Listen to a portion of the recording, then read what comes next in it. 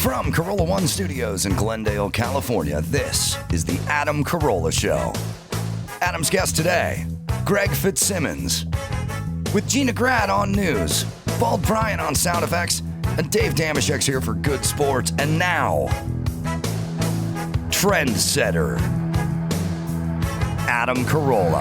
Yeah, get it on. Got to get it on. The choice was got on a mandate. Get it on. Thanks for tuning in. Thanks for telling a friend. We love that about you, right, Gina Grad? That's right. Handball, Brian. Well, we had some stuff to get into, and we'll still get into it, but I just walked out, and Max Zapata said I was trending on Twitter. Yeah. So, Mazel tov. Yeah. Now, it can never be anything good, that's for sure. No, it's you. Oh, they finally going to tell the story about the time I saved that puppy? They're finally going to talk about that time I thwarted that bank robbery, or I should say purse snatcher in Santa Monica. No, it's a vitriolic tweet that I sent out, I think a couple days ago, but I can't remember.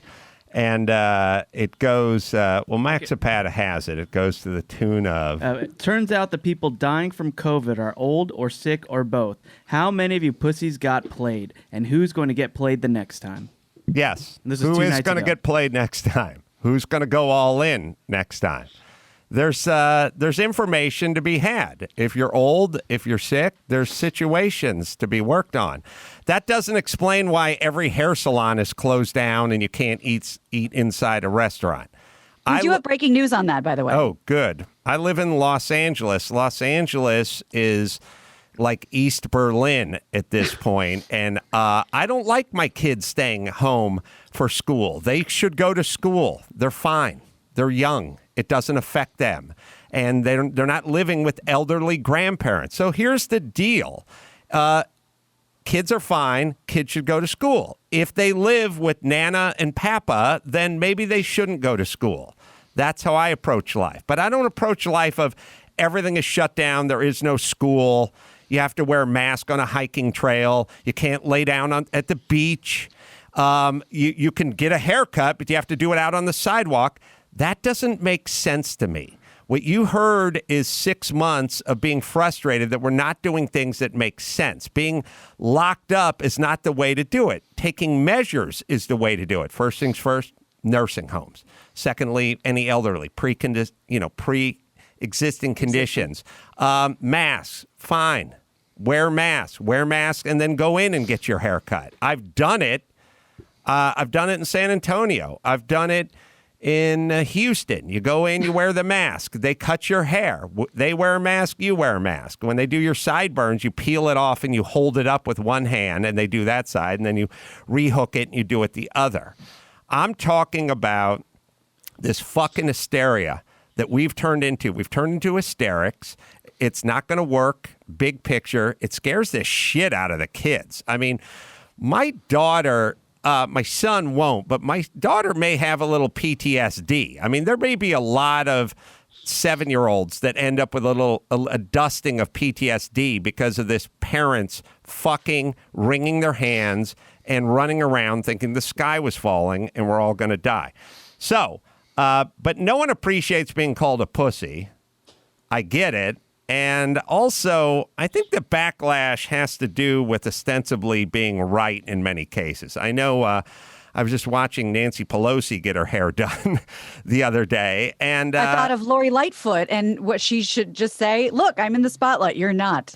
Well, the thing about Nancy Pelosi, she's getting her hair done and she's not wearing a mask, and that's fine. I got my hair cut and I didn't wear a mask. That's fine, too. It's totally consistent. But what if you were really fearful of this? And what if we're making a movie about a pandemic? I mean, Nancy Pelosi is 80 years old.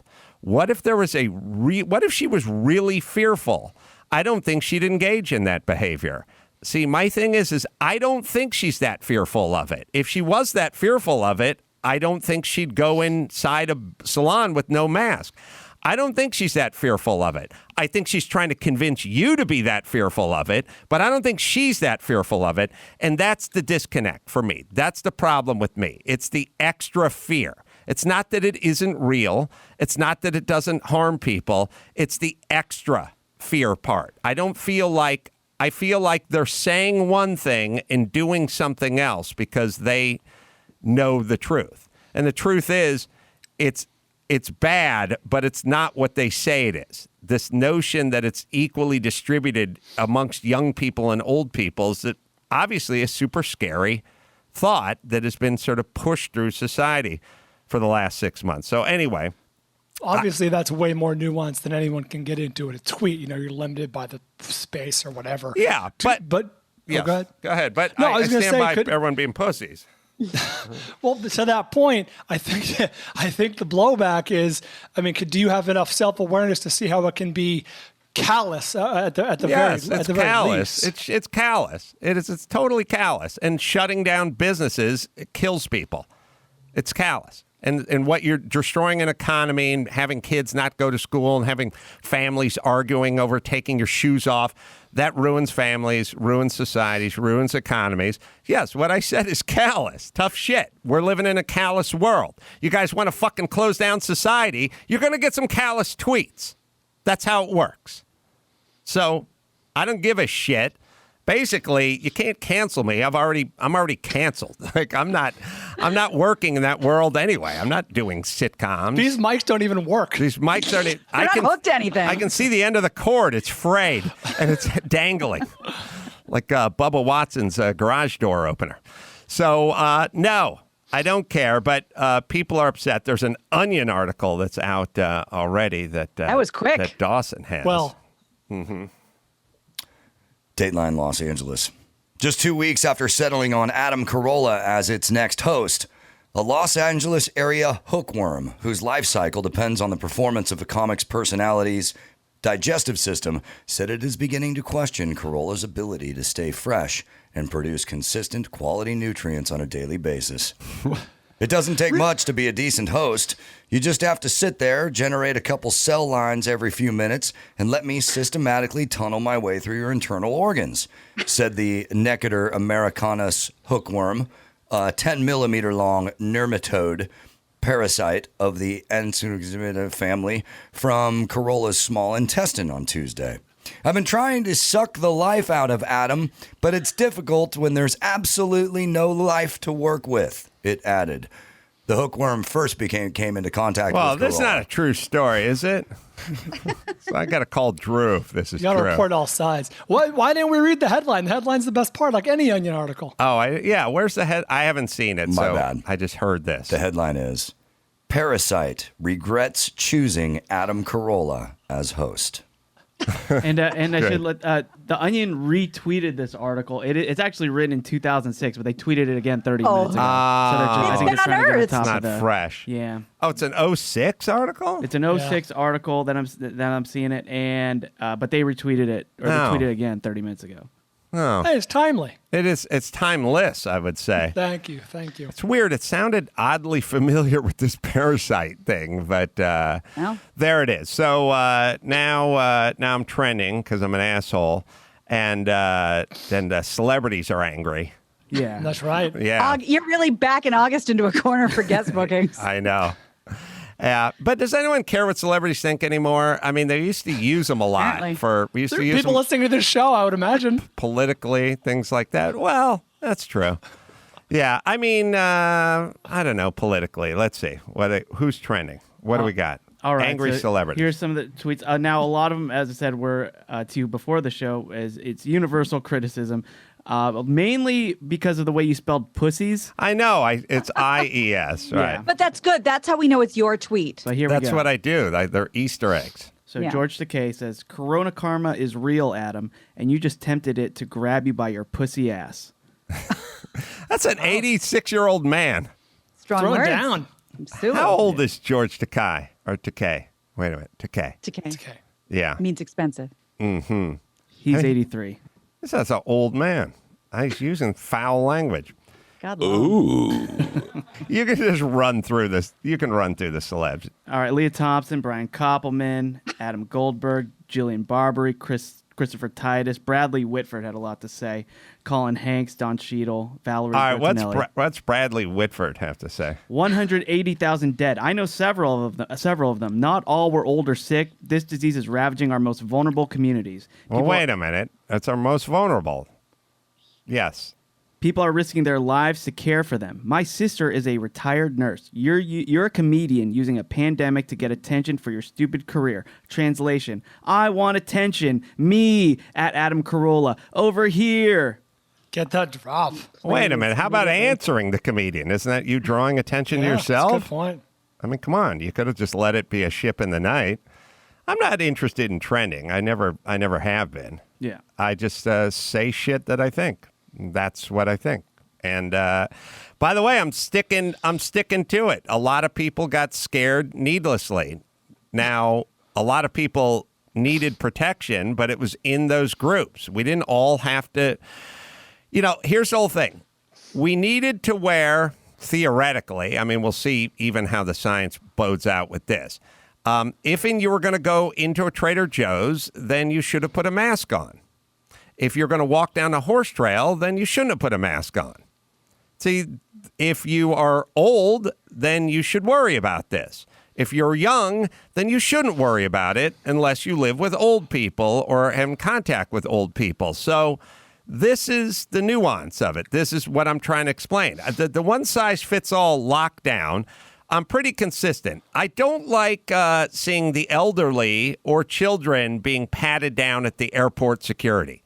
It's not to say that we don't need airport security. It's that we need to be a little more focused. Mm-hmm. Focus on the group that may take down the plane, not the elderly woman you're helping out of her wheelchair or the young 9-year-old you're patting down. This is my thing in life. And then everyone goes, well, what's wrong with patting down everyone at the airport? And it's like, well, that's fine, but I don't want to live in that society. It's tough to run a society. It's like, what's wrong with locking down and sheltering in place?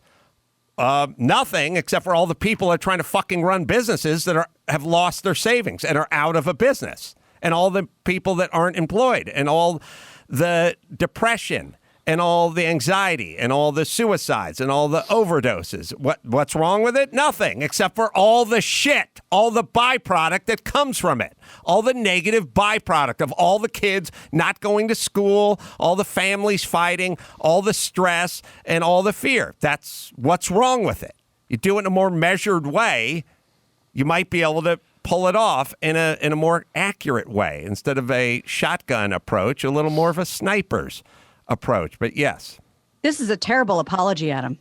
Yeah, nice. Yeah, I'm not nice fucking apologizing to any of you assholes. And by the way, wait. You don't accept apologies. That's what I figured out from these people anyway. So here's, okay, help me work this out, because here's the logic problem I can't get around. What are we up to? 182, 100, whatever it is, 180 something thousand.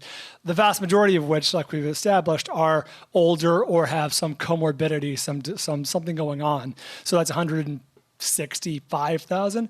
How did they get sick?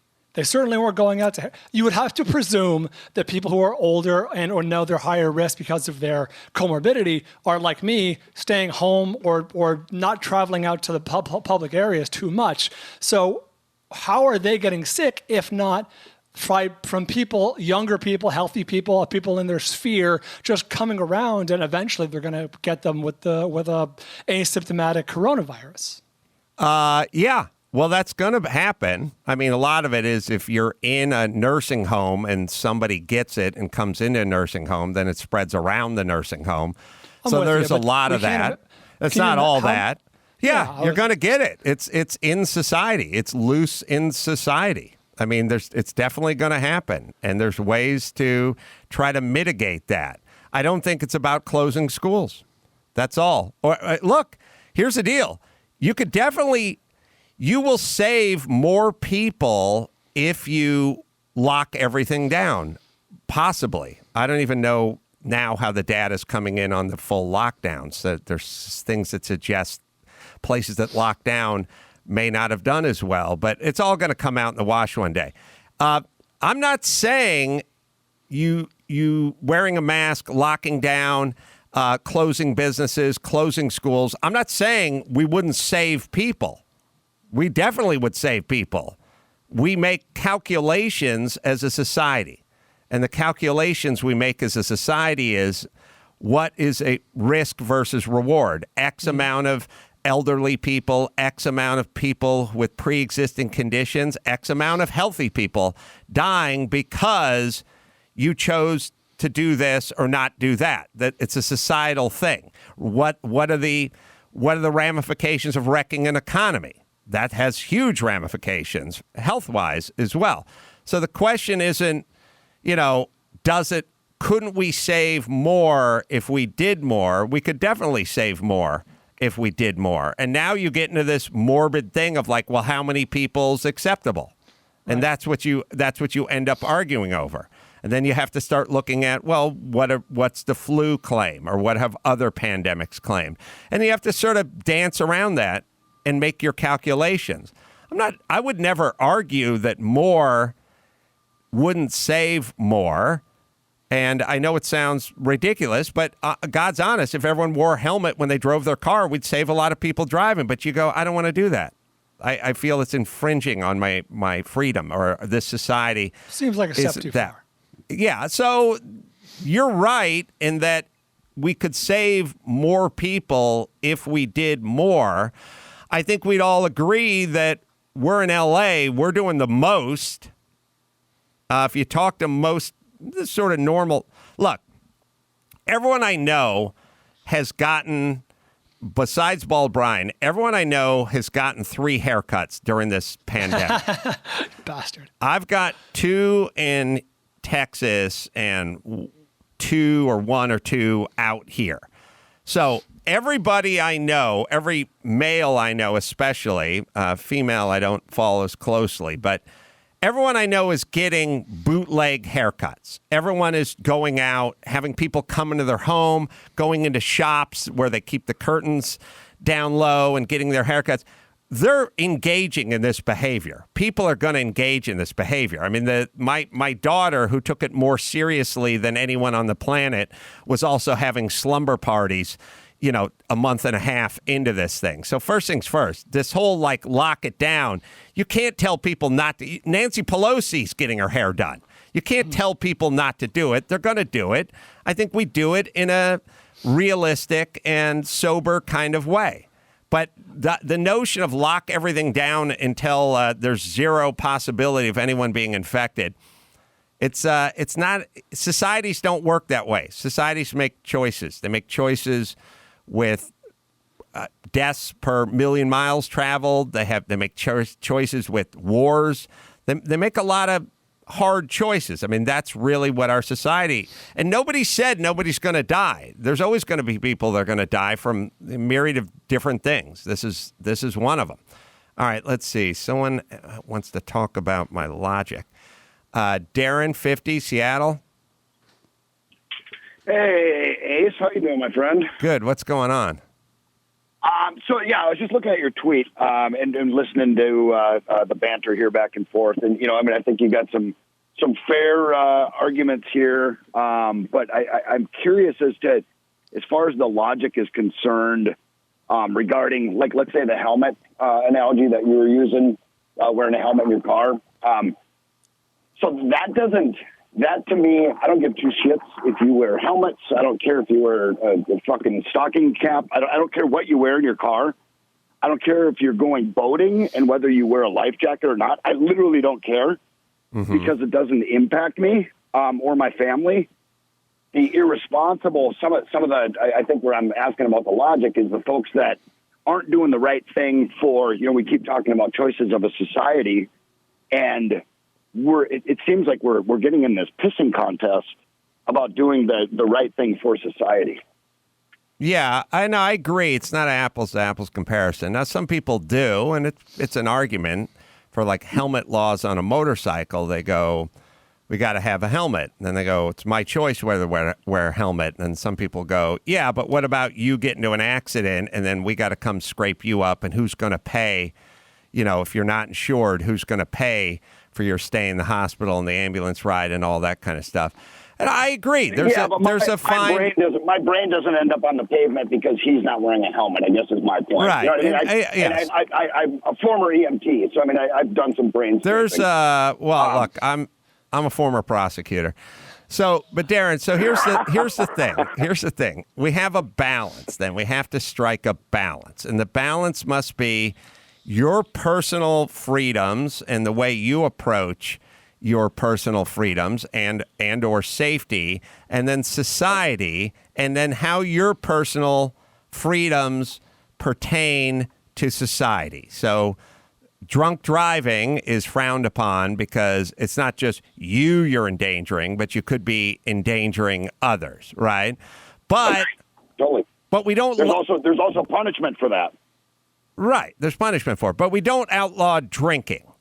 And we don't outlaw having one beer in driving. Do you know what I'm saying? Like we have a sort of nuanced approach to it. So maybe this is a decent example, which is you may drink at home and you may walk around your own property. Maybe you may back your car down your driveway. But once you get into the street, then you're sort of becoming our problem.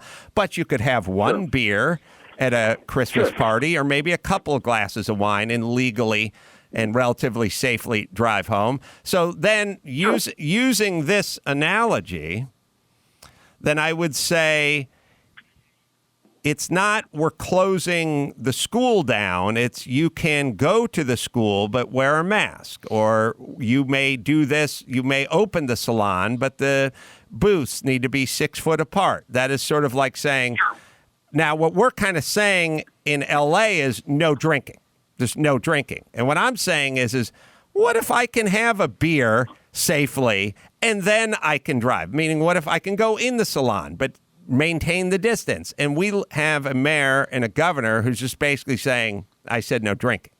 That's kind of my pushback. It's a cute analogy. I don't know that I buy into it 100%. What don't you buy into? Well, I can run down that road, but I got one last question. I was just telling your screener there that, one of the benefits of working from home is I can do some fuck around time like right now, but I do have a meeting in 10 minutes. But I've got a question for you on, do you think, here's my biggest problem with this, Ace, and it seems like we missed the window at the get-go because had we done it appropriately, i.e., the majority of Europe, i.e., the majority of Eastern Asia, they've dialed it in to the point that, to your point, now let's focus on the hot spots. Now we can come in tactically with that surgical knife and cut it out. But it seems the blowhard, reach-around hand jobs that everybody's been doing during this whole fucking thing we've just missed the window. And so now we're having these conversations about going to a haircut. I agree. It's crazy. However, it's like, well, we missed the window so badly. All right. I guess. I don't know. I'm gonna wait and look at a lot of data because, yes. That's the interesting thing. Talk about, depending on the way you look at it, from our perspective, because we have nothing to compare it to, we locked down. We locked down pretty good. Things were shut. But from other people's perspective, they look at LA and like, well, you didn't really lock down.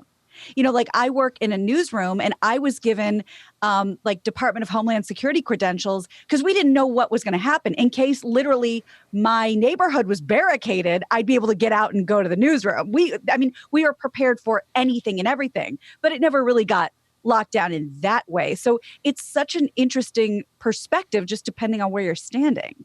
Well, we locked down pretty good, and then we kind of had a big flare up and then sort of locked down double secret probation. And now, now it's dissipating. I don't know. My point is this is my opinion and I'm sharing it with anyone who cares to hear my opinion. That's the way I feel. I don't know when that, look, you people are entitled to panic and I'm entitled to not panic. That shall be my position in this. And I'm allowed to critique your panicking, and you're allowed to critique my non-panic. Does that seem fair? Finette, 39, Utah. Yeah, I just wanted to say that it's ridiculous that you're even trending because of what you said. You have a right to say the point of view of where you're coming from. I understand that. I have RA. I have an immune system deficiency. It's my responsibility to keep myself safe. I don't think that it's the rest of the world's responsibility that are healthy and fine to protect me. Well, there is an element of that, which is if you are at risk, that a lot of that falls on you. A lot of that is going to be, you're going to have to engage in life differently than my 14-year-old twins are because they're not in that group. Yeah. And the elderly that are dying, most of them right now are dying because they don't have their family. They don't have the interactions that they're having. I have 2 kids that work in the nursing home. They're fully protected. They go in every time they go to work. They're screened, temperature taken, everything. All the measures are taken, and the elderly are dying in there. And it's because they're cut off from their family, the world, the stimulation of it all. Yeah, it's sad to die alone, and that's another weird byproduct of all this stuff. You know, my whole thing is this. There's a whole bunch of negative byproduct that comes from we must lock down. Now, there's a financial byproduct that's kind of easy to see because it's up in everyone's face. But then there's another byproduct, which is depression, loneliness, substance abuse, people that were AA people who wanted to meet with a community of people, or religious people, or people that had a lot of faith or whatever.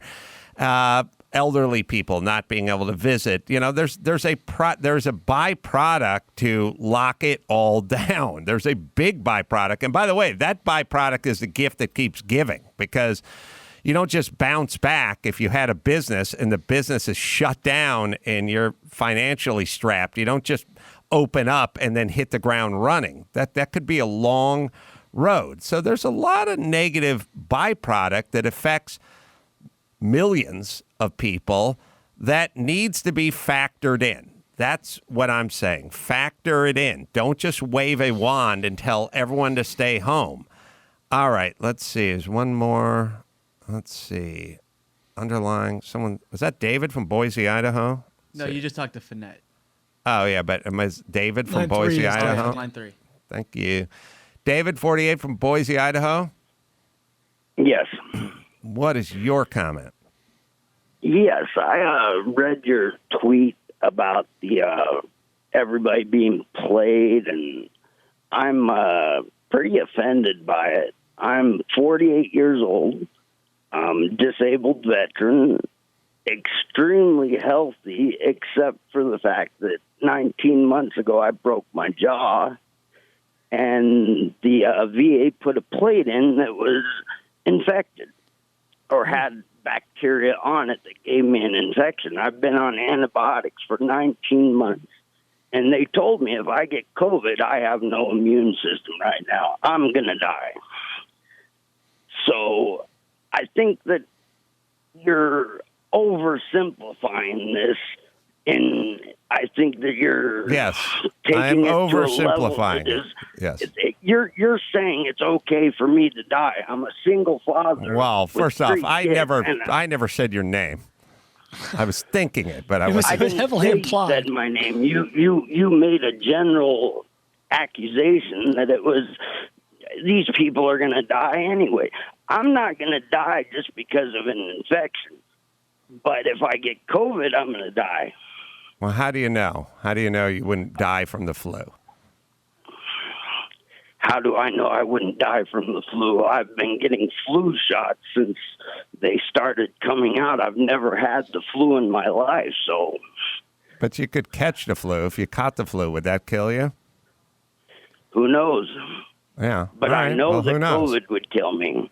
You know that definitively? I mean, there's a lot of... That's what I've been told. Right. Well, that's what we've all been told. That's kind of my pushback. That's not what everybody's being told. I was Well, we were originally told if we got it, we were going to get it. I mean, it was going to be bad. And then I started noticing a lot of people I'd heard about getting it and getting through it, and some not even knowing they had it. So that's where I formed Well, I my never opinion. heard this. If you get it, you're going to get it bad. I've always heard that, there's 4% death rate from it, 3.4 to 4% death rate. Well, from it. initially, the reason people were say that, oh, if you get it, you're going to die or you're going to get it bad. Well, that's what the story was initially, which is why people were so frightened that it would be death or something close to it. They're still talking a lot about that.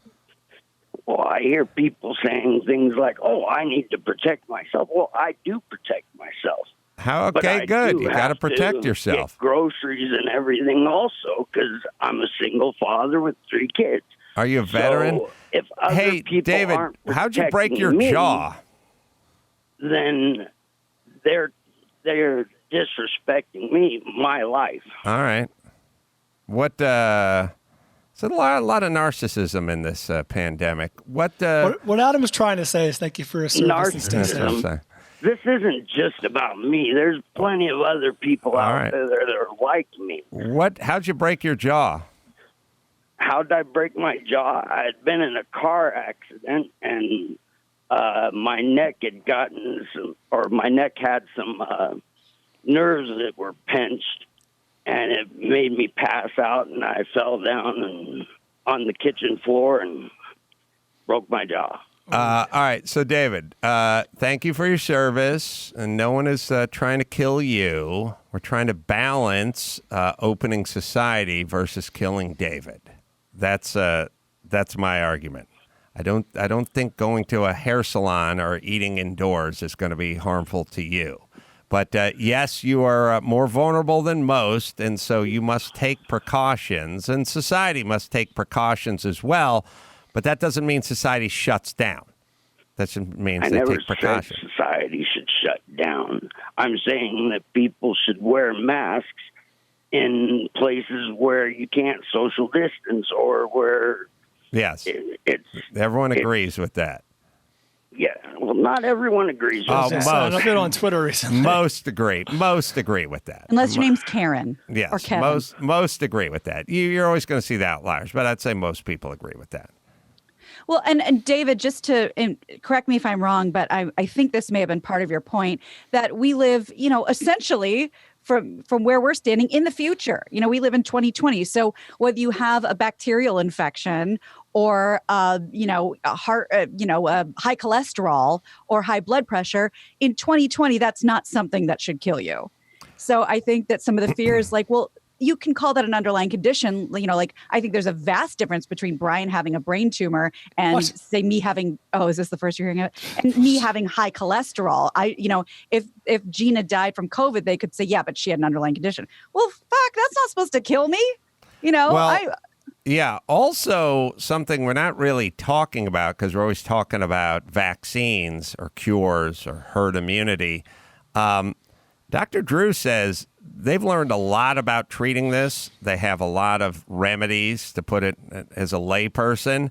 And you got a much better shot of being treated if you come down with it now versus 4 or 5 months ago when they had no idea what was going on. They put you on a ventilator and hope for the best. There was nothing else. So he says they are doing pretty good in that department. So we'll keep you posted. Is Fitzdog here yet? Not yet. Coming in? Yeah. All right, let me hit Butcher Box here. This sponsor, this episode is brought to you by Butcher Box. This stuff, you want to talk about high-grade protein, delicious, 100% grass-fed beef, free-range organic chicken, heritage breed pork, wild-caught seafood, sourced from folks who go above and beyond, caring for animals, the environment, and how to sustain the environment as well, and the animals. Average cost, less than $6 per meal. Olga does the burgers. She does the chicken. She does the pork chop, old school pork chops, by the way. Got some fat on there. Very flavorful. You can work out whatever delivery options you want, frequency to fit your needs. Cancel anytime. No penalty. And ground beef for life is back for a limited time. New members get 2 pounds of free ground beef in every order by signing up today at butcherbox.com/Adam. This is better than it needs to be, people. That's butcherbox.com/Adam, and you can get the free ground beef for life.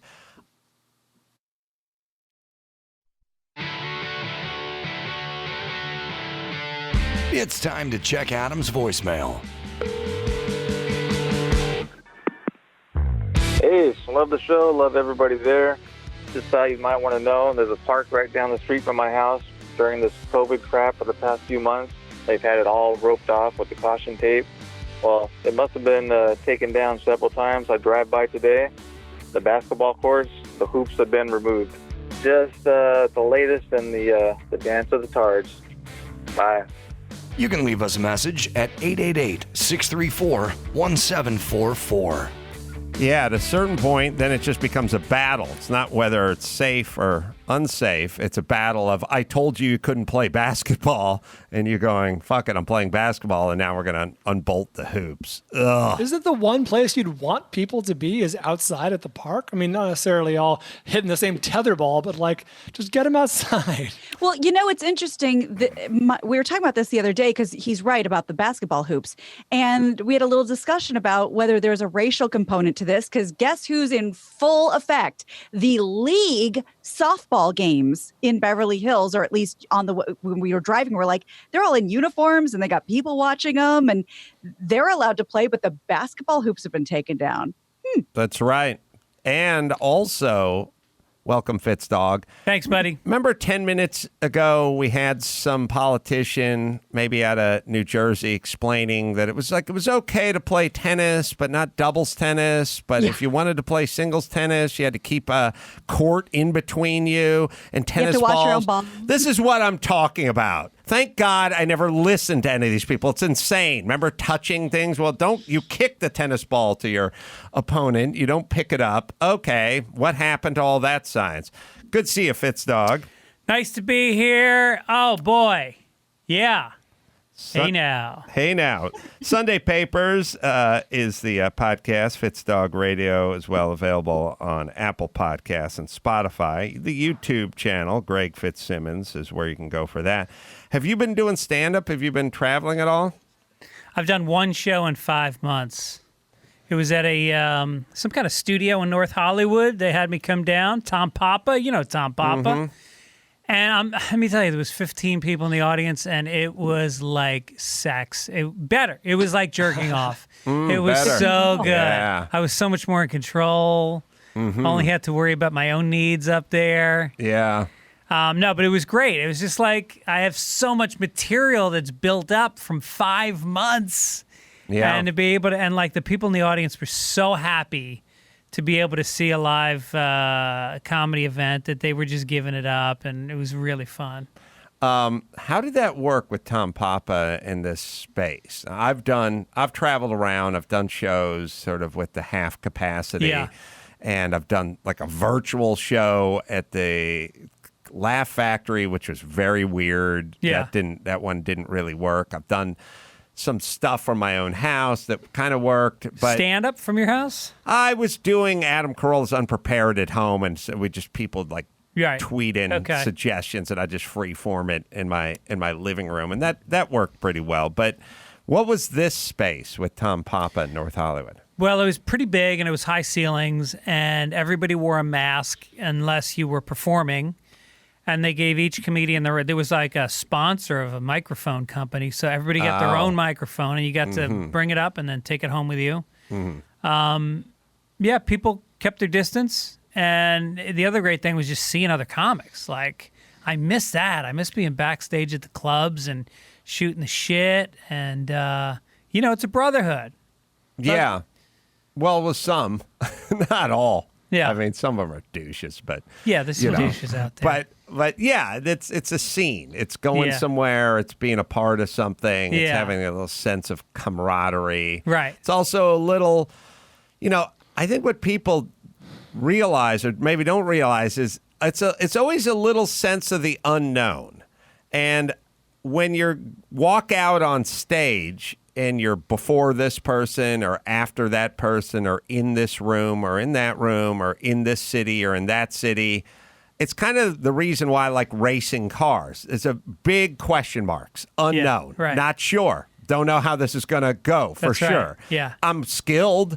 I think it's going to go well, but there are no fucking guarantees. Yeah. And there's an element that in life, it's kind of important. I think it's why people like, they like dating versus year 22 of a marriage. It's just a little element of how big are those areolas.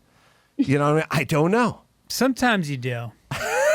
I mean, if a girl's got a little extra girth on her, and I look at the ears, if they have big ears, this sounds weird, right? But I've found areola and ears to match, not exact size. It's not the areola is not the size of the ears. But you've done it. You've done a little bit of R&D in it. I've done a lot of R&D. Yeah. So that element of walking out on stage and not exactly knowing how it's going to go. Well, and there's a lot of every things night. that you evaluate. You look at how many people, how old are they, how are they laughing at the other comics, how's the sound, how's the lighting, is it a Friday night late show, is it a full moon, which I'm not kidding you makes a huge difference. Really? Full moons are...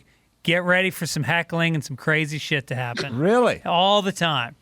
Is it a physical thing, like they talk about a gravitational pull that's just enough? I think it's because this is what I've heard, because I've heard that inmates in prisons and insane asylums, they go, well, Luna means going loony bin. Crazy. Right.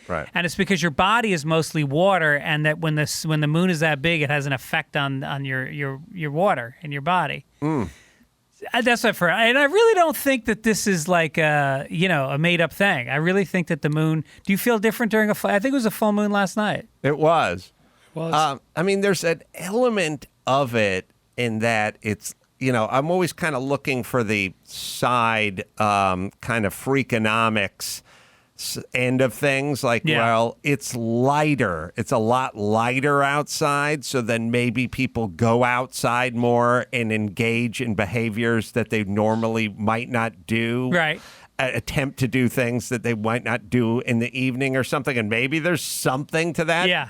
Maybe there's also just a sort of lore, like a full moon and a werewolf, and it's our witching hour. It's kind of what people do with tequila versus gin. Yeah. You know what I mean? Like they're both 80 proof. They're both, 40% alcohol. But if people do a shot of tequila versus a shot of gin, they go, I just did tequila. I'm getting wild. Yeah. You know what I mean? So maybe there's some of that also with some physiological. Yeah. I don't know. Yeah. But yeah, there's so many factors that go into it, and that is really the fun. It's like being a sailor. It's like, what's the wind? What's the current? What's the fucking... Right, and when you push off, you don't know if you're going to run into that Category 4 storm or not. Right. Like, you really just have no idea. And what's the sailor that pink skies Red at night? sky at night, sailor's delight. Red sky in the morning, sailor's warning. Right. That is a song, too, by The Cure? No, not The Cure. Really? Oh, you don't know Red Sky at Night? Uh-uh. The Fix. Sorry. The Fix. By the way, their album was called Reach the Beach. Ooh. So they're very nautically themed. Very nautical. Yeah. That they have Red Sky at Night. It was like their big hit. I don't know if it was attached Well, the to big hit was one buoy leads to another. That's right. Oh, boy. Well, what about the guy? What about the guy who has this amazing fucking woman who is like the most beautiful woman in town, and he says to her, "What a good wife you would be." Oh, Brandy. Yeah. But my love, my life, and my lady is the sea. I got a theory on Brandy. Not that hot. No. I think they build her up in the song, but ultimately, a life of puking over the side of the ship. Yeah, Brandy was also, cocktailing at a pretty shitty dive restaurant in a port. If she was a 9, she'd be a receptionist at a big time, working for a producer or something like that. She wouldn't be hustling down at the ports of call down in Long Beach. You know what I mean? Yeah, she's got a history. Yeah. She's got her arms are thick. Right. I love where Greg's going with this, because the sea life is all about mythology, right? Like you're drunk and you're like, I saw a mermaid or I saw a siren, and it's always born out of drunkenness. Yeah. And also, if she's so hot, why is she waiting for this guy? He goes away for like 9 months at a time. Yeah. And nothing else for a girl this hot. And also, comes forward. guys used to be a lot more straight up with a woman back in the day. Like, the guy, half the songs I heard in the 70s were like, look, the sex was awesome, but I'm a rambling man. That's right. So you know it. Yep. I know it. So I'll bang you one more time, but come first, son, I'm rambling. Yeah. Now, look, good news. I might come back and fuck you again in 9 to 13 months. But I am, in fact, a rambling man. And this guy would come back off his ship and go, hey, straight up, you need to know this about me. You're fine, and you'd make a fine wife, but not for this sailor. Yeah. Because my love, my life, my lady. my love, and my lady's the sea. The sea. Yeah. It's a hell of a wife to have. Also, you gotta think about the other fellas on board when his lady is the sea. You know what I mean? Like, I feel like there's going to be some bunk swapping. Right. Or Two-timing something. bitch. Right. Yeah. I think Brandy is his way of showing his parents that he's not off skull fucking another sailor on the high seas. No. Look at Brandy. You know, me and Brandy got this thing once a year. I can fake a stiffy for her. Red Sky at Night, is it by the Fix? Sailor's Delight. They don't say that part, but they. It's implied. Anyway, Fitzdog, thoughts on Ellen DeGeneres? Oh boy, I knew it would come up. Well, somehow I knew it would come up. Somebody said you were okay talking about it. I was a former employee, and it has come up on this show because I know you have feelings about the situation, and I, in fact, signed a non-disclosure agreement while I worked there. So for the last, we're going back 14 years since I've been there. I've not talked about it, but it's been 14 years since you've been there. 13. Okay. Yeah, and I haven't talked about it, but now I feel like it's spilled over into the mainstream news, and me talking about what comes out in a newspaper is fair game. That's not non-disclosure. As a comedian, you're allowed to comment on current events. Public domain. That's right. So I was fascinated to see that the head writer came out and said, and this guy apparently tried to suck a PA's dick, or he wanted to. How many years were you there? I was there for 2 years. All right. First 2 years. And this head writer was there at the time, and apparently he was soliciting blowjobs from people. Oh, no, he wanted to give them, which is an interesting dynamic. I would like to give you a blowjob. Well, let's wait till the break, but keep going. Let's focus on Ellen. We're kind of getting that's a sidebar. Gee, I wonder what today's musical sting is going to be at the end of the show. I will say this. He's flattered. I will say, it is a weird thing, and it's why me and Fitzdog are always going to be in trouble, because when someone goes, this guy was asking for blowjobs, and then they go, oh no, this guy was asking to give blowjobs. Either way, it's disgusting. And I'm like, there's a difference. Like, I remember one time, one of the most outraged producer Ann was on Loveline is a guy who was having sex with his dog. And it was like, oh. And then it's like, no, his dog was having sex with him. Yeah. And I was like, there's a difference. Oral or anal? I think it may have been oral. The point is I remember kind of thinking, like, I draw a distinction between those two acts, and Anne was thoroughly disgusted one way or the other. They're both filed under disgusting. There's just a difference. Yes. Well, this head writer then, when he was giving his comments on, as everybody knows what's going on with Ellen, there was 3 producers fired for sexual aggression and whatever. He said the problem is that we're on a show where we're writing comedy, and, and that comedy has an edge to it. You know what? I wrote it down because I had a feeling this would come up, and I wanted his exact quote, and I think it's important to not paraphrase something this important.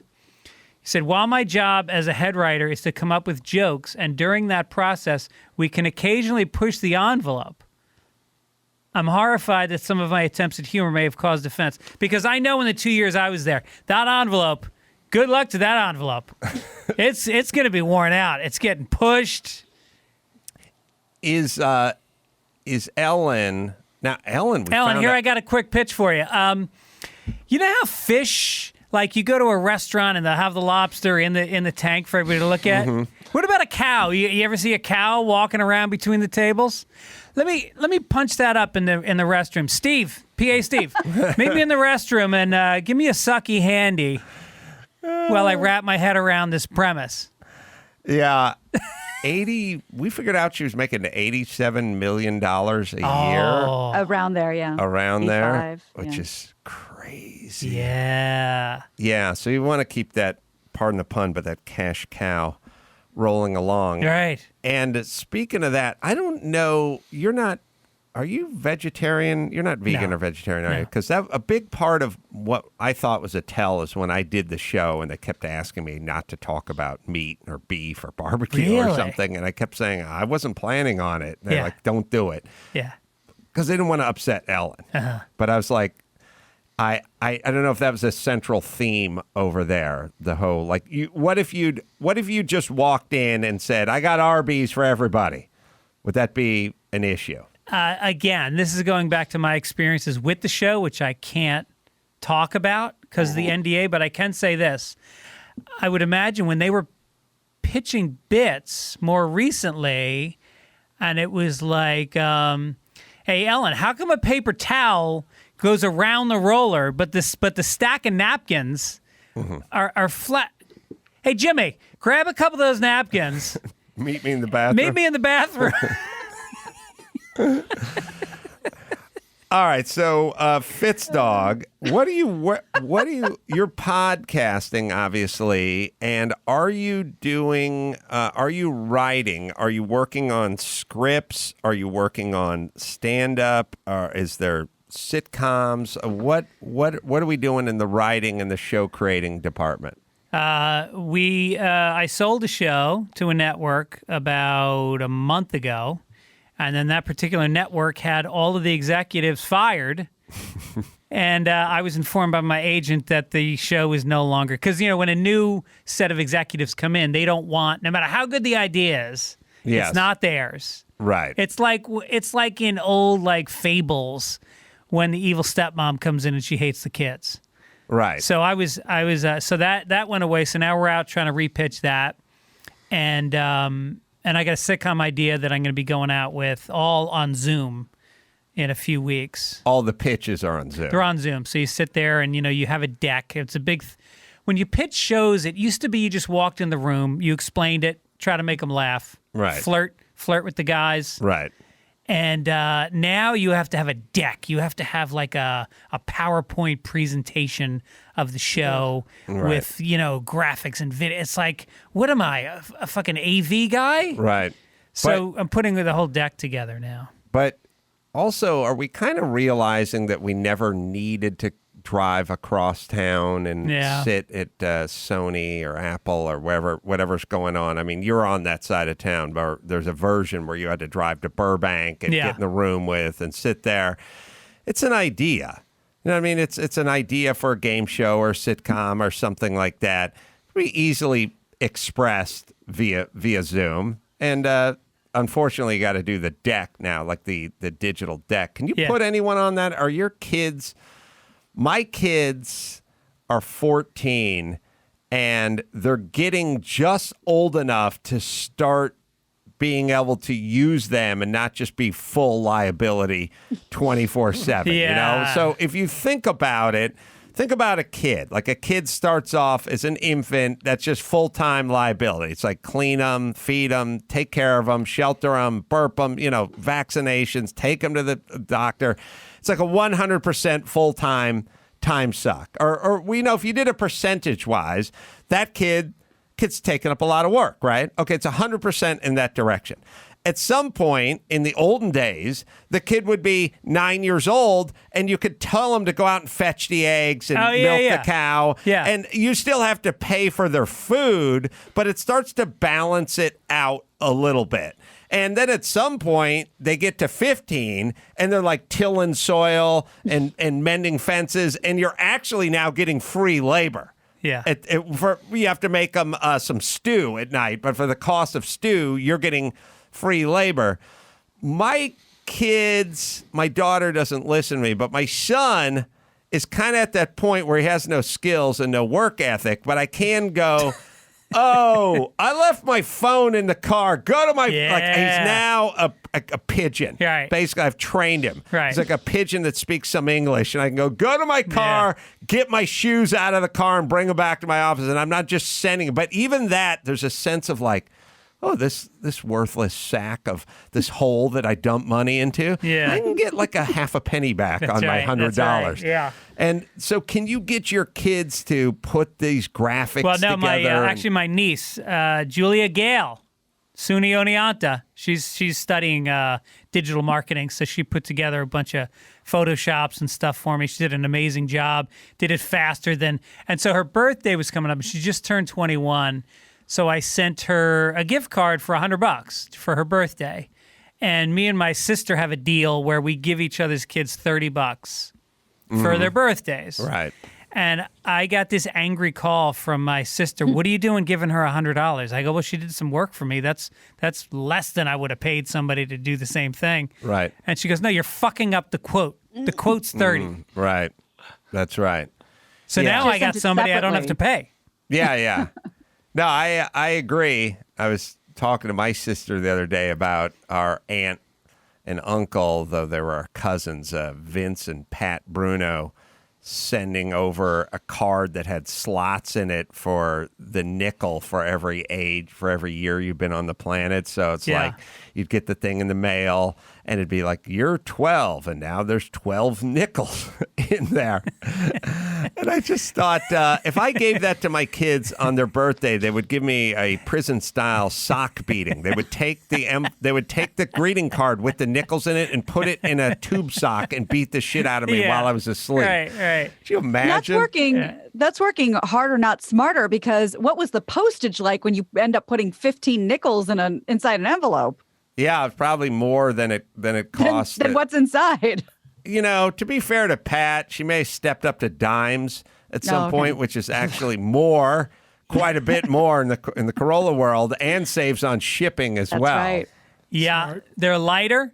They're worth more. So by the 5th birthday, you're breaking even on the gift. When's the last time you guys have done anything with change? Are we almost done with change right now? I just went to thinking a about place. Oh, sorry, Brian. No, good, man. I just went to this place in Venice. I live in Venice Beach, and there's a place called Zinc, Zinq.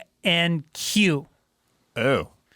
That pretty much sums up Zinc. A lot of guys dressed as Abe Lincoln walking in there, women with babies with tattoos on their hands. And so I went on the mom's hands. Yeah. And the guys are going kind of. Not the baby's hands. Yeah, guys are going like steampunk sort of look. Yeah. Right. So I order a cup of coffee, and the guy brings it over. Well, first of all, I'm waiting for the guy forever, and he's polishing glasses like an old timey barkeep, and I'm like waving at him, and he finally comes over like I don't mean anything. And that's how you feel when you get ignored. Your own feelings of self-worth start to come up, and you think, oh, he sees. So I get the coffee. It takes forever. He brings it over, and then he goes, that's $3.50. So I give him a $5. He walks away. And then I wait, and I flag him down. I go, I think I got some change coming. So he takes his time. By the way, if you and your wife ever get divorced and you start dating again, save this story for the first date. Women, this is called a panty melter. This ain't a panty dropper.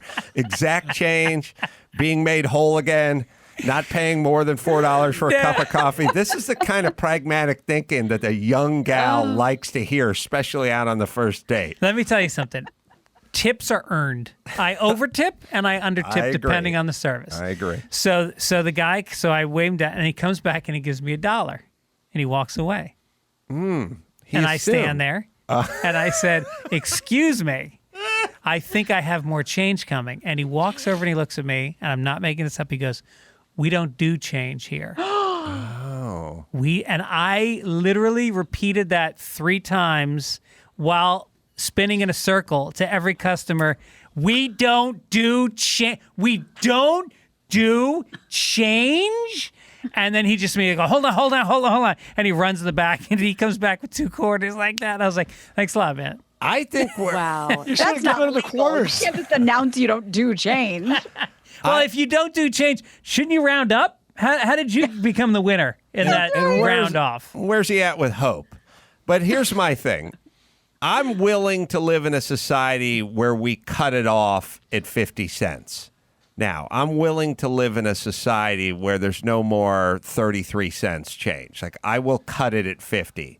I won't cut it at $1, but I could cut it at 50. And Like, they get the 33 or the whatever 50? whatever direction it should go, we'll either round up or we'll round down. But I'm now wanting to deal with bills and quarters. I don't know, pennies, dimes and nickels, I'm done with. Quarter still has something involving a parking meter, I guess, sometimes, or something of that nature. Could we agree on a society that is just quarters and splitting the buck in half? I know that they say that if McDonald's were to charge something like 2 cents more per burger, they could give their employees $15 an hour. So Really? those pennies, Wow. I guess, add Well, up. for them, for sure.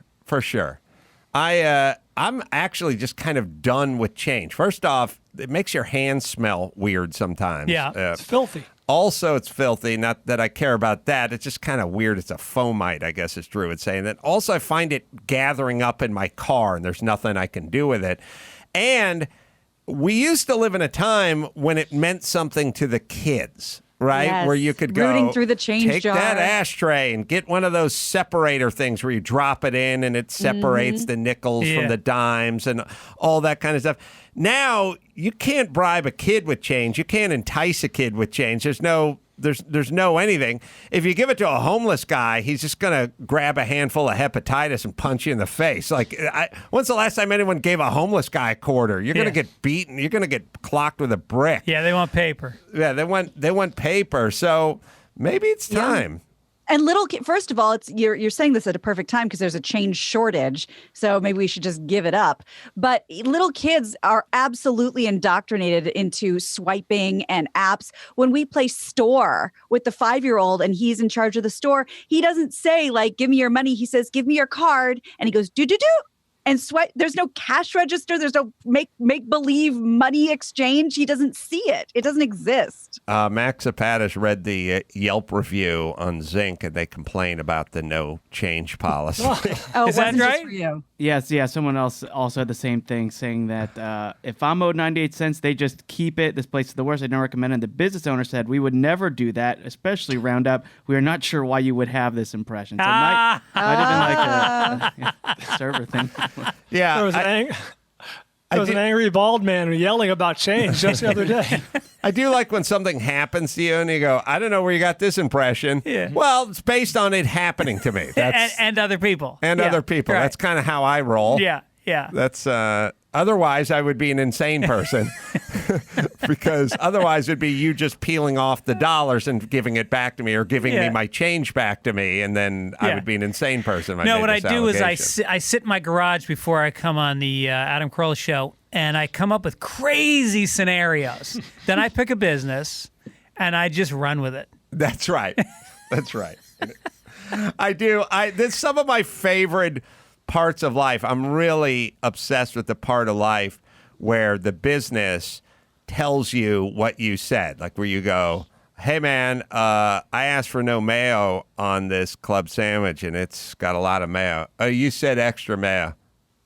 Okay, well then I'm insane because I don't like mayo, but what a difficult life I must have, right? If I just walk around and I'm allergic to mayonnaise, but I just ask for Requesting the extra opposite of what mayonnaise. you want. Right. Seems very curious. Yeah. And also, what a frustrating life. Like, I just like to gaslight people by going, hey, I said no mayo, now take this back and spit in it, and I'll watch my friends eat. Yeah. Like, what's it? I once, many, many years ago, I haven't told this story in a million years, but a million years ago, I had like an old used tuxedo that I bought at like a thrift store. And it was kind of a beaten on tuxedo, but it looked good enough. But the buttons were all kind of screwed up on it. It was a black tuxedo, like a double-breasted tuxedo. So I took it to a place near my apartment in North Hollywood. This is a little ma and pa kind of tailor shop. And I said, could you replace the buttons on it and clean it and whatever? And they did all that stuff. And they handed it back to me in one of those plastic bags with the hanger, like the dry cleaner. And I just took it and hung it up in my closet. I didn't inspect it. And then about 6 months later, there was some event, some formal whatever, and I got out my tuxedo, and as in the nautical theme, it had brass buttons with anchors on it, like it was a blazer, like I was Thurston Howell III. Captain Kangaroo. Right. It was, Meanwhile, it's your aunt's funeral. Yeah, it was literally brass buttons with anchors on it.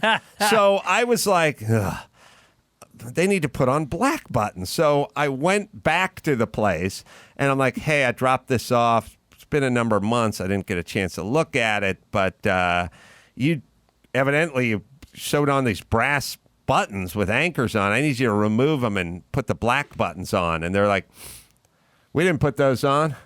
And I'm like, okay, that makes me the worst person in the world then. Yeah. That makes me not insane, but sort of criminally insane, where I just walk into random businesses and I go, I want my tuxedo fixed for free, so I'm going to accuse this person. And then there's always the tell where they go, look, we didn't do that, but we'll fix it. Yeah. I'm like, oh, well, if you didn't do it, you know, stand by it. Yeah, right. But all that, like if somebody said, hey, the garage window's busted in my garage because you threw a pomegranate at it, and I wasn't even home that weekend, I wouldn't go, but I'll tell you what, I'll pay for the, you know, it's like, I'd be like, I didn't do it. Yeah. I don't know what you think. So the guy goes, okay, we'll fix it, and I'll just charge you half price. And I was like, I know that sounds like you're giving me a deal, but you got to look at it from my point of view. I paid full price. You sewed on brass buttons, and now you want me to pay 50% more to undo what you did. Yeah.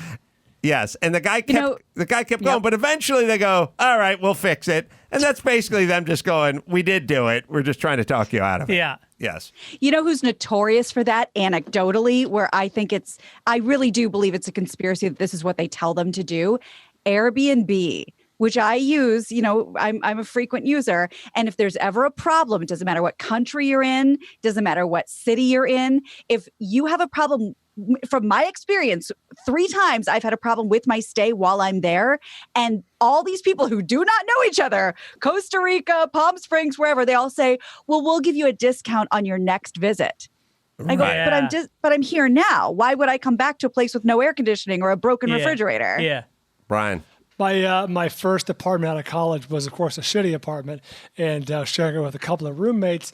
And you in LA, at least, I'm not sure if this is the way around the world, but you're in a shitty apartment when the landlord is his own handyman. So as to save $50 every time, every time something goes wrong, he just comes over and starts wrenching on something.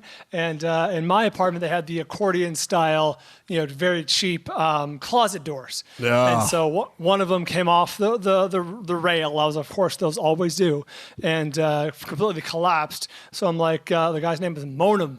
I said, hey, Monum, hey, can you get this fixed? He showed up an hour later with his tools, and he reattached it, but he reattached it upside down.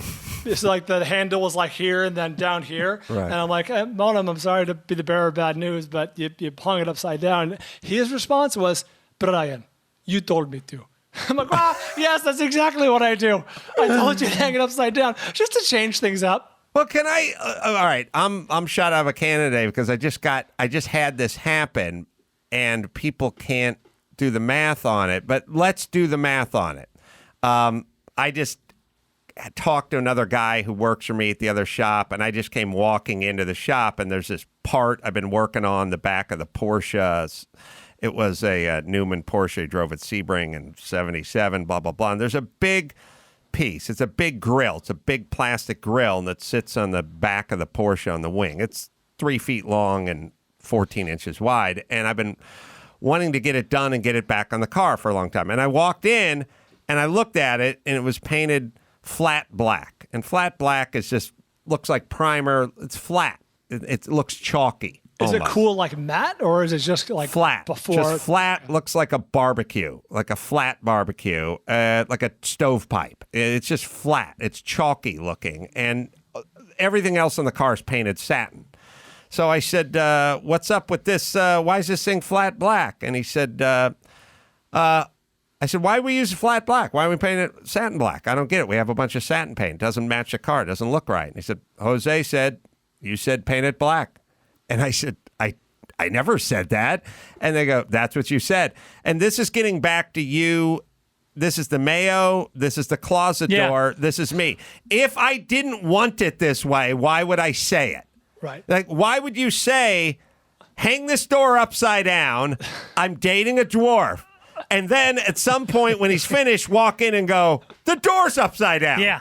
And if I said paint it flat black, then why would I walk in the next day and go, why the fuck is this flat black? And if I said no mayo, why would I go, why is there mayo? Wouldn't this be what I asked? Don't we all go through this all day, every day? Like, don't you ask for things and then you get it? You don't go back and undo what you said. This notion of you ask for this thing you don't want is very flawed. And then they do the passive aggressive thing where they go, okay, no problem. You ordered mayo, but let me go ahead and change that for you. That's no problem. Right. It's like, no, I need also for you to admit that you fucked up. You know, or I can't enjoy the sandwich. You know what the number one answer is, Brian, which I've gone through a million times, where I say to somebody, why, if everything on the car is satin black, why would I ask you to paint it flat black? That's Number what one I said. answer, they go, I don't know. That's what you said. And then I always go, okay, but let's just say I said, take the crown molding and put it on the floor and use it for baseboard. Isn't it your job, if in fact that's what I said, to go, hold on, boss. This seems pretty queer to me. You want to take the crown molding and put it on the base? Like, why not? When Brian asked the guy to hang the closet door upside down, why didn't that guy say, why do you want it upside down? It's not going to match the other side. Two rounds of questions. Yeah. Like, Yes. really? You want that? Yes.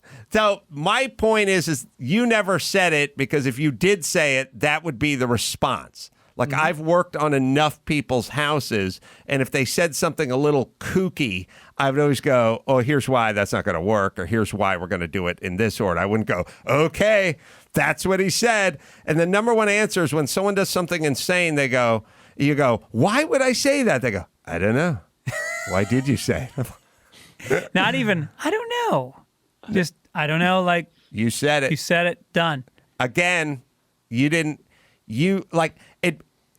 be like you saying, I said I wanted to fly outside of the airplane or something like that. It's like, if someone would stop you and go, what, you do? Yeah, That's yeah. not a good idea. If Yeah. in fact you actually said something like paint it flat black or hang it upside down, they would stop and say something. There's a bike shop around the corner from me on Lincoln Boulevard, and it's this little shop. I'm fairly convinced they sell drugs, and the bike shop's the front. And I go in, and Is it bikes with a Z? it's bikes with a Z. And I go in and I ask them for a bike lock, and they give me a bike lock, and I put it on, and then it won't come off. It's on my bike. I gotta carry my bike in, and I go, this lock is broken. The key doesn't work? Or the Key doesn't work. Right. I go, the lock is broken. And he looks at it and he goes, we don't sell these. That's my Anymore, favorite since part. some sucker took the last one. And I was just like, look, man, I try to support local businesses. I go, Right. there's all these big bike shops down the street. I go, I come here because you're local, and I want to make sure you stay in bit. And then he just went. He got some oil, and he got it fixed. But that was good. I do like when the first salvo is always buzz off, like when you come Yeah. in and you go, hey, man, and they go, we don't. They just try to. The first one is like, Yeah. I'm going to see if I can take a customer and shoo them away. That's number one. Number two, as I always say, if you bought this bike lock on Amazon, put it on your bike, it malfunctioned, or if I got my brass anchor buttons on Amazon, sewed them on myself, decided I didn't like them anymore, and went to my place, and Fitzdog went to the Ma and Pa corner place and said, I'm going to dupe these guys into giving me a free kryptonite lock. Wouldn't that make you the worst person in the world? Right. Wouldn't that make you horrible? Like, can't they size you up as you're walking in? You know what I mean? Do you look like an escaped mental patient who's financially destitute, or can? And also, wouldn't you have a recollection of I bought it here? Like, Yeah. that's the insane part too. Yeah, and I'm local. The locals should take it. I got my zinc T-shirt on. He should know. Dr. Drew says take 50 milligrams of zinc. All right, let me hit BetOnline here. NBA, NHL playoffs are up and running. BetOnline has you covered. You get in on all the action, including NBA playoffs. They have a NBA playoffs bracket contest as well. MLB continues through the summer as well. There's no shortage of ways to get in on the action. BetOnline has hundreds of odds, futures, and prop bets to bet on as well. Plus, their casino never closes. So head to their website, do it today. Sign up and receive your welcome bonus on your first deposit. Visit betonline.ag, our exclusive partner at Podcast One. Don't forget, use the promo code PODCAST1. There's probably some good UFC fights coming up and some good boxing stuff coming up as well, so get in on some of that action. Don't forget, use the promo code PODCAST1 for your sign-up bonus today. BetOnline, your online sportsbook experts. All right, let's take a break. We'll come back. We'll do the news with Fitzdog right after this. Give me the news with Grad, news with Gina Grad, breaking viral, all those crazy Trump tweets. Give me news with Gina Grad, trouble in the Middle East, celebrity drunk meltdowns. Need news with Gina Grad. The news with Gina Grad. Lot of hair salon talk the past few days and a lot of barbershop talk. Well, guess what? Now, hair salons and barbershops will be allowed to reopen for limited indoor service in Los Angeles County, with officials announcing that during the show as we speak today. So while the state releases overall guidance, individual counties can maintain tougher restrictions, which is what LA County has been doing. And the catch is the capacity will be limited to 25% of normal capacity. So at this point, business owners are basically just going to have to decide, do we have enough savings to now run on, a quarter of what we are used to making? But at least that can happen now in LA County. I would argue that the standard spacing for like a barbershop type salon chairs that you get your hair cut or colored or whatever in, as I eyeball it, is right around 6 feet. They're already kind of spread out. If you think about it, if I picture all the barbershops and places I've gone into, they're about 6 foot. People can line up outside or show up and wait outside, and then they can just sort of let them in and fill the chairs, which are already about 6 foot. And I don't know. I guess if you get into high capacity nail salons and a lot of women getting their hair blown out and all that kind of stuff, I guess that's something. But seems, I had two ways of doing it. When I went to Houston, I got a haircut. You came in, they did your temperature. I think they spritzed your hands with the alcohol. You put the mask on, and then you walked over and you got your haircut. And when I got my haircut in San Antonio, it's in a mall, and they locked the door. And then they just put the phone number on the door. It's weird. It's like a prison visit, Yeah. And you call the guy and he picks up the phone and you're looking at him. He's 6 feet away from you, but you're talking to him, and then you're having this, "Hi, Pops, I'm out. Okay. When can we?" And they're like, 5 o'clock. It's your head. Come back at 5, and you're talking, and then they buzz you in, and they seem to have it worked out. It didn't seem incredibly dangerous. Floyd's in Venice put all the chairs in the parking lot. They got a big parking lot, and people are sitting outside getting their hair. Some's got to happen, because my house is fucking insane. Look at my head. My daughter, I just gave up. My daughter takes a buzzer. She buzzes it off. My son has my daughter shaving it at 4 different length buzzers. My daughter's cutting her own bangs. She looks terrible. Mm-hmm. Yeah. Girls should never cut their own bangs. No. Putting the shit in the parking lot, I don't know. Is that When we're having record-breaking heat. Yeah, it's going right. to be like 111 in 2 days.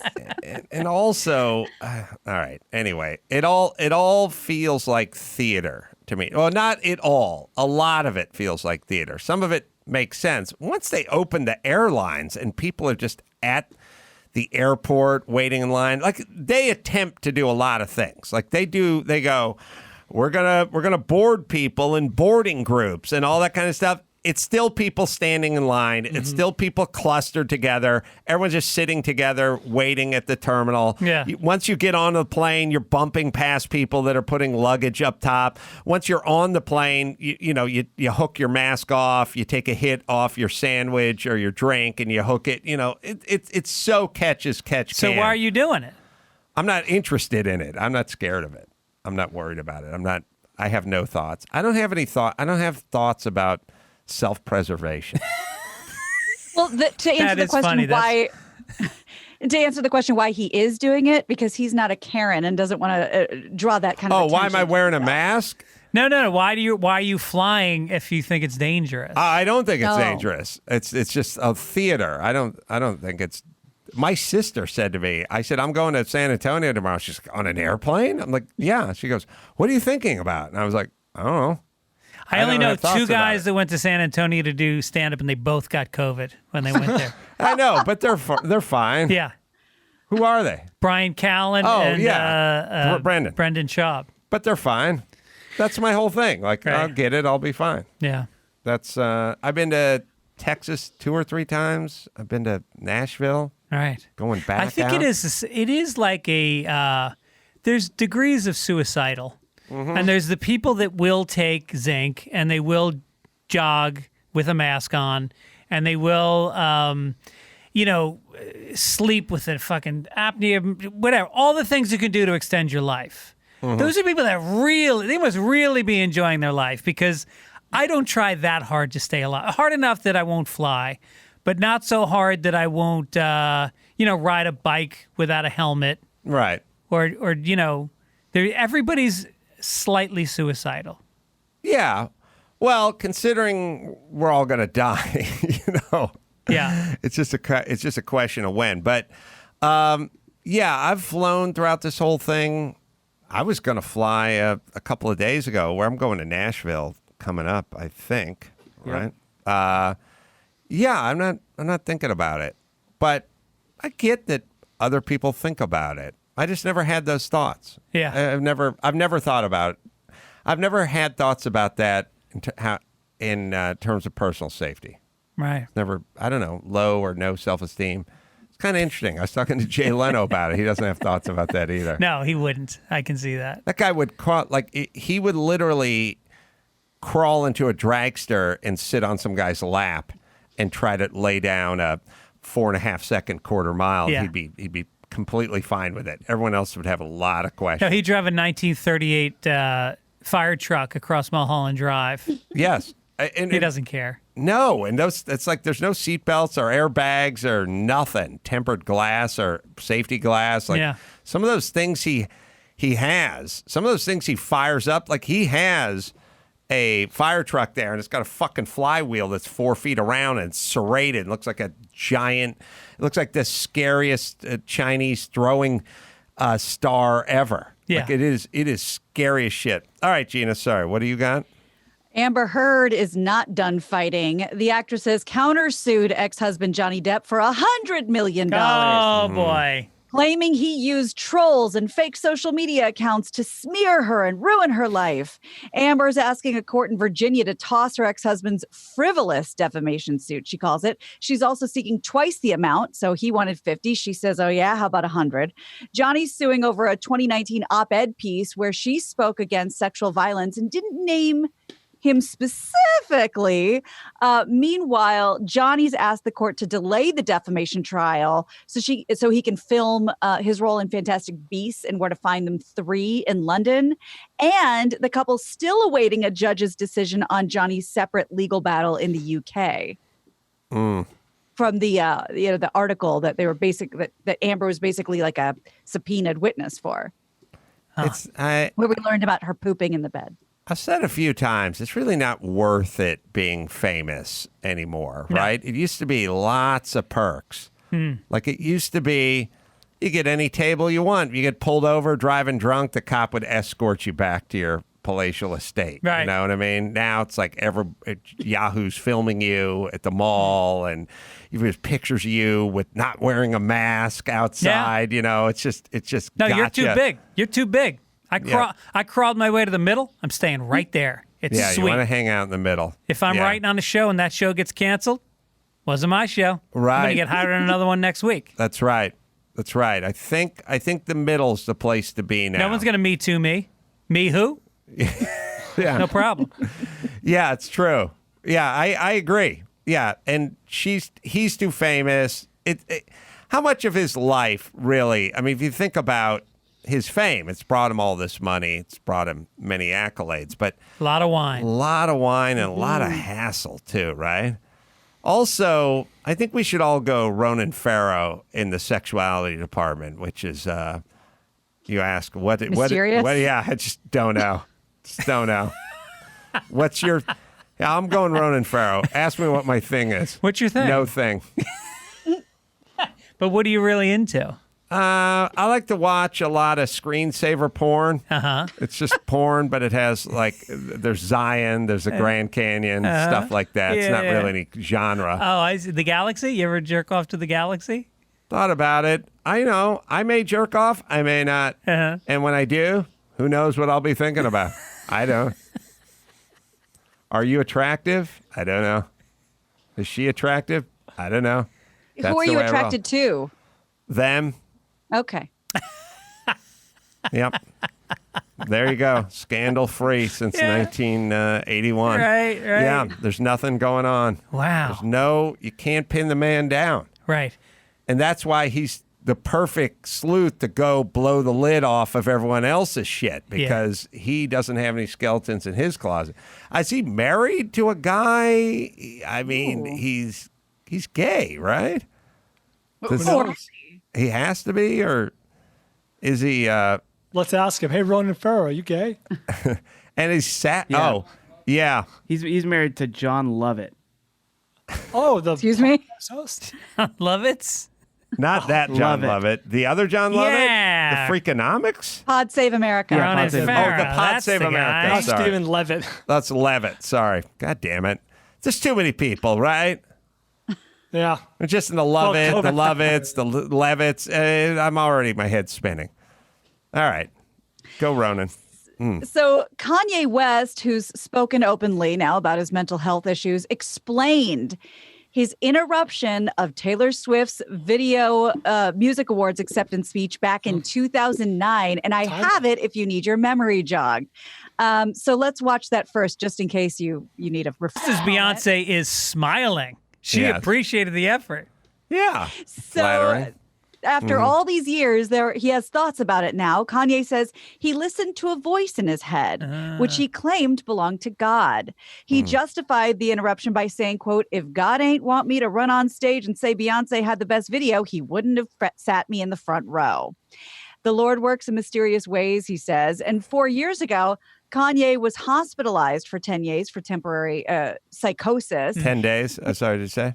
10 days. 10 years. That's what I said, but 10 days. I thought you meant 10 days. Yeah. He picked, sorry, did I say 10 gays? Yeah, No, you said 10 he- guys. 10 years. 10 years, like That's even easy. better.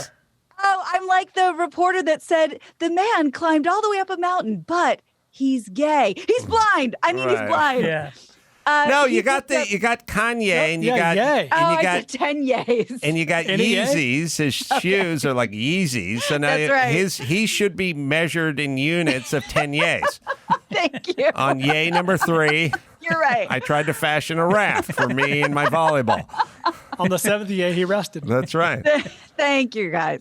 So he picked up the Bible in the psych ward and now says that was part of what God hit me with. You know, God has a calling for all of us and he uses it in different ways, different yays. And so that explains why he ran up on stage, because God told him to do it. Have you ever had the New Orleans delicacy, the dessert called No. Ben Days? Have you ever enjoyed those, Gina?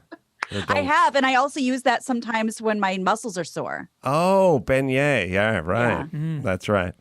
Yeah. I wonder if, like, instead of he picked up the Bible and the Insane Word, he picked up the TV Guide. Would the Gilmore Girls tell him to go on stage? Yeah. You know what I miss? Nice current reference. I like So Union. if you God telling you what to do, but was it Berkowitz? Who had his dog telling him what to do? Berkowitz. Son of Sam. Son of Sam, yeah. Yeah, I kind of miss that, right? Like your Yeah. pet having dominion over you. Yeah. Like my dog, if my dog could tell me what to do, it wouldn't be killing prostitutes. It'd be a lot of getting him jerky treats. You know what I mean? Right. It involved him. I mean, look, I'm no prosecutor, but I will say if your dog in fact is telling you what to do, he's Yeah. not saying kill runaways. Right. He's saying bring me kibble. Yes, if my dog could tell me what to do, his dick would be in my mouth as I stretched my hand out to feed him little pieces of pork. That's right. Yeah. That's right. There'd be a sexual component as well. There's no doubt that Phil. Because when you pet him, you ever pet your dog's belly? You got a male dog? Every day. He moves that dick right over to your hand.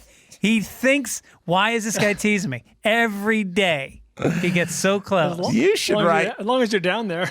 You should write children's books. Like we talked about a varied career you've had, but you don't have a children's book. People love pets. They love to pet pets. They love to pet pets. I took a picture, Maxipad. I took a picture of Phil laying on the bed with my dog, with my son last night, with his arms around him. And there's the reason I got a 110-pound dog is because I just love a big, girthy dog, and he sleeps with my son, and my son just like gets him in kind of a bear hug and goes to bed, or then Phil like grunts, he makes like a boom, and he like pulls on him, and I just love that notion of that big. I like the loose fur, like the neck fur that's just you could pull out. Scruff. Yeah, you could go full Stretch Armstrong with you could give him a dorsal fin and he wouldn't even know you were touching him. Like you could pull out like 7 inches of just loose. What kind of dog skin. is it? It's a black lab. Oh, yeah. And he's but again, if I was in fact, if he had dominion over me, it'd be exclusively getting him food. Yeah. I'd say that would be it. Possibly some walks, and again, a turn for the sexuals, not off the table. Let me tell you, while Maxipad is finding that, tell you about Geico. Right now, Geico's offering an extra 15% credit on car, motorcycle, and RV policies. That's 15% on top of the money Geico would already be saving you if you were with Geico. So there's never been a better time to switch to Geico. Save an extra 15% when you switch by October 7th. Save the 15%. Hop over to Geico and save in general at Geico. And by the way, this deal is up and running until October 7th at geico.com.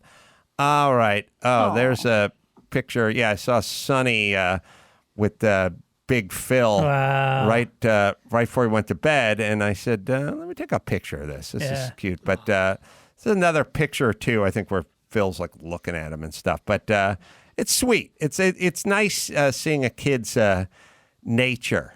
And it's also funny.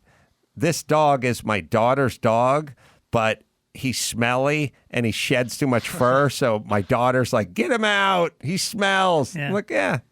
Perfect for a boy. That's what dogs do. They Yeah. Oh smell. man, does she ever watch the video of when little baby Philly trotted into the room with a big bow on and she was crying and crying? Does she remember that? Yeah, That video is my favorite. It is a great old video, and the thing about everybody is it's like saying, "Oh, I'm going to play this song we used to listen to when we were so deeply in love," and they listen to it and they go, "Yeah, I heard you." Now I'm with That was somebody else. Yeah, like that's sadly how people go.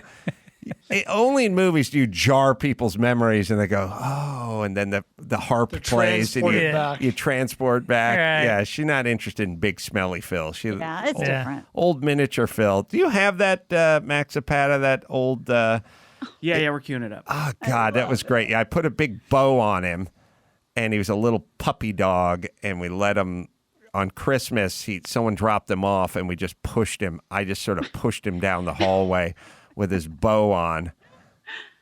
Jersey, but then I got Clippers and Virgins. That's still fine.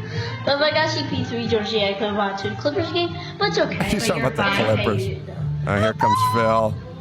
What the heck is that? Who's that? I should show her this. Who is that?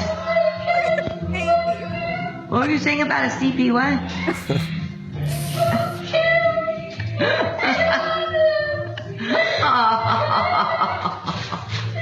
Right. God, look how not obese he was. I know. Merry Christmas. Merry just a wreck. Christmas. 20 minutes later, he took a huge dump in her room on her shag carpet. And it was on. The honeymoon was over. Tears of joy. It was over. All right. We got it. Now he's just a big smelly turd. He doesn't sheds too much. His balls smell. They don't want him in the house. First dog I ever owned in my life, I got for my kids when they were probably that age. And you got it for, sorry, you got for your kids, or they got it, you got from your kids? For the kids. You got it for the kids, sorry. How would I get a dog from my kids? No, I don't know. I thought I you said heard that too. You said the first dog you ever got in your life you got from your kids. No, I think I said gay. Ben, yeah. No, you were saying you got for your So kids. I got it just a dog sounded like from your yeah, kids. I got a dog for my kids, and it was a little dog. I like little dogs, little shits. Sit on my lap, take them on a plane. Yeah. So it's a little Lhasa Can't do that Apso. with Phil. And we bring this dog home, and we're so excited. It was a rescue place, and he was the cutest one, and my kids fell in love with him. And he comes home, and he gets into the living room, and he has explosive diarrhea on the carpet, and then proceeds to roll around in it. Oh, yeah. So we spent the first hour getting shampooing diarrhea out, and then he went to my bed where he sat on my pillow, which is a sign of dominance, and he bit me repeatedly on the arms until we had to return him to the rescue place. Yeah. If people don't, I mean, the thing about young Phil is no one knows how much a dog eats. So they like fill up an army helmet with kibble and go, here's your dinner, boy.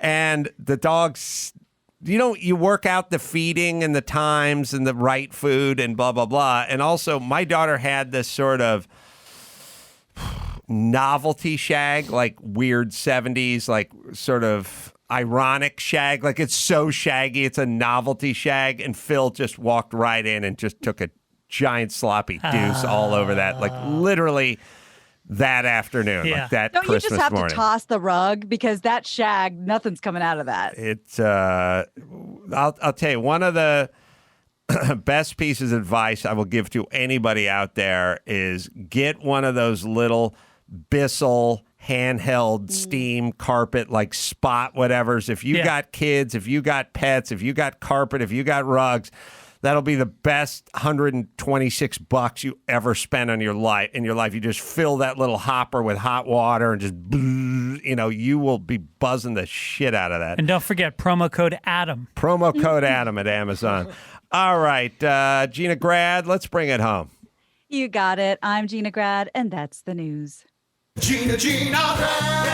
That was the news with Gina Grad. Jim Jeffries going to be in tomorrow. Oh, nice. Yeah, I haven't talked to Jim in a while. And last but not least, there is Simply Safe. Fear has no place at home. So please get yourself Simply Safe.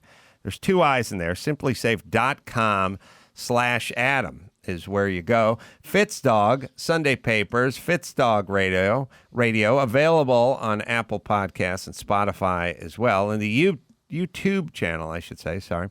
Got a bunch of new shit on the YouTube Fitzsimmons, channel. so please go there. And let's see. Oh, Tempe Improv coming up. Rob Schneider's going to join us at the Tempe Improv. That'll be on the 19th as well. Just go to adamcarolla.com for all the live dates. And Salt Lake City coming up, doing live pods there. Wise Guys, October 2nd and 3rd. And I'm Your Emotional Support Animal. My book is available on Amazon. Get that as well. Until next time, Adam Carolla for Greg Fitzsimmons saying mahalo.